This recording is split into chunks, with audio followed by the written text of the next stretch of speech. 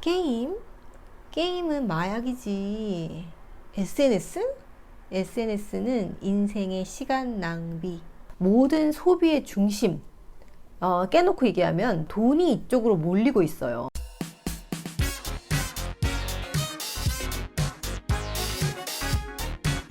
안녕하세요. 쉽고 재미있게 책을 읽는 새로운 방법 1분 책 읽기 이난희입니다. 저는 패션 디자이너이자 북튜버예요. 오늘 제가 뽑은 책 속 1분이 여러분들께 도움이 됐으면 합니다.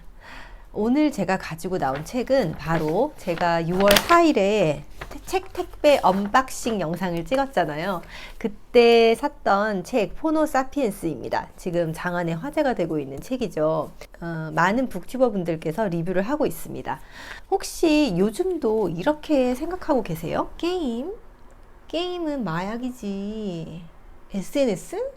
SNS는 인생의 시간 낭비. 만약에 그렇다면 여러분들은 이 급변하는 기하급수적으로 변하는 이 혁명의 시대에 퇴화하고 계신 겁니다. 스마트폰 하나로 우리는 인공장기를 가진 것이나 마찬가지가 되었어요. 바로 바깥에 있는 뇌라고 이 책에서는 이야기를 하고 있는데요. 우리의 뇌가 이 스마트폰 하나로 지식이 확장되면서 우리는 신인류, 바로 호모 사피엔스로 새롭게 태어납니다. 저는 예전에 지금의 남편을 만날 때 사람의 소개팅으로 만났었어요. 근데 요즘의 젊은 남녀들은 소개팅 앱, 데이팅 앱으로 만난다고 합니다.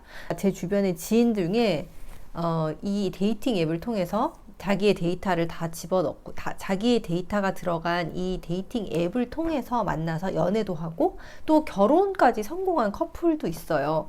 그래서 저는 처음에 이제 그 데이팅 앱을 통해서 만났다는 얘기를 듣고 좀 놀랬어요, 사실 내심. 근데 시간이 좀 지나고 나서 이런 책을 읽고 그리고 관련 드라마 같은 걸 보면서 실제로 그렇게 될 수 있겠다. 이게 진화되는 어떤 과정 중에 하나구나 라는 생각이 들더라고요. 제가 좋아하는 영국 드라마 블랙미러에 보면은 가상현실과 접목된 데이팅 앱이 나옵니다. 그 속에서 실제처럼 자기의 데이터와 맞는 매칭된 그 상대방을 만나는 거죠. 가상현실 속에서. 그런 식으로 몇 번의 만남을 거쳐서 나중에는 결혼에까지 이르는 그런 드라마 내용이 있었어요. 지금의 세상이 이렇게 바뀌고 있습니다. 이 변화는 거꾸로 돌아가지는 않을 겁니다. 왜냐하면 우리가 자발적으로 선택했기 때문입니다. 책 속에서는 이렇게 얘기를 하고 있네요. 지금 세계 10대 기업의 1위는 애플, 2위는 아마존, 3위는 구글이라고 얘기를 하면서 여기서 주목할 점은 이들이 거대 자본을 투자해서 기존의 신문사와 방송사를 무너뜨린 게 아니라는 겁니다. 자연스러운 고객의 선택으로 성장을 했다는 것이죠.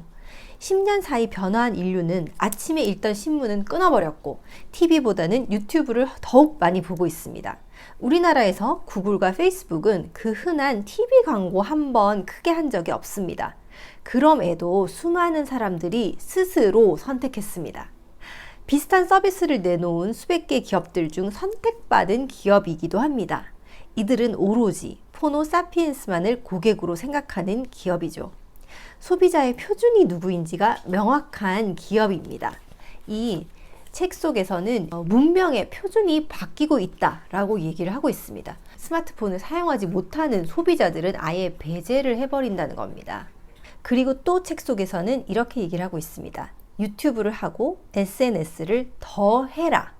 이게 무슨 말이야? 라고 지금 중고등학생 자녀를 두신 부모님들은 깜짝 놀라실 수도 있는데, 왜냐하면 우리는 이 입시에 포커스를 맞추면서 스마트폰을 배제하는 지금 교육 방법을 따르고 있어요.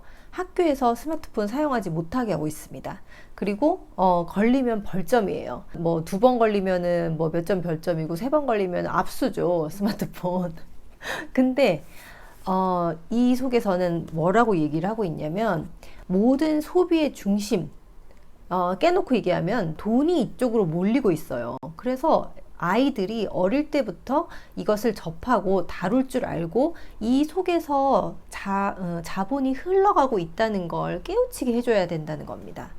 그래서 책 속에서는 앞으로 변화된 문명의 표준을 생각한다면 아이들에게 이렇게 얘기를 해주라고 하고 있어요. 스마트폰은 앞으로 필수니까 적절하게 잘 사용할 줄 알아야 된다.